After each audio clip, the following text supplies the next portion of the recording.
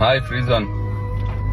ಬೇಜಾರಿನ ಸಂಗತಿ ಏನು ಅಂತ ಅಂದ್ರೆ, ಮೊನ್ನೆ ನಾನು ನಮ್ ಕೂಪನ್ ಎಂಟ್ ಮಾಡಕ್ಕೆ ನಾಗಮಂಗಲ ಫ್ರೂಟ್ಸ್ ಅಂಗಡಿಲಿ ನಮ್ಮ ಬೈ ಅವ್ರ ಕೈಲಿ ಕೂಪನ್ ಕೊಟ್ಟಿದ್ದೆ.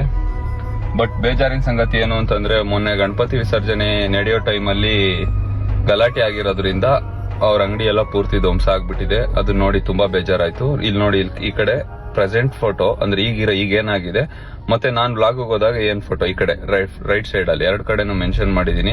ತುಂಬಾ ಹೊಟ್ಟೆ ಉರ್ದೋಯ್ತು. ಬಟ್ ಏನ್ ಹೇಳೋದು ಅಂತಂದ್ರೆ, ನಮ್ಮ ಜನಗಳಿಗೆ ಯಾರು ತಪ್ಪು ಮಾಡಿರ್ತಾರೆ ಅವ್ರನ್ನ ಕಣ್ಣು ಹಿಡ್ದು ಶಿಕ್ಷೆ ಕೊಡಿ. ಅದ್ ಬಿಟ್ಟು ಎಲ್ಲಾ ಒಂದು ಸಮುದಾಯದವ್ರಿಗೆ ನೀವು ತೊಂದರೆ ಕೊಡ್ತೀನಿ ಅಂತಂದ್ರೆ, ಪಾಪ ತುಂಬಾ ಒಳ್ಳೆ ವ್ಯಕ್ತಿಗಳಿರ್ತಾರೆ.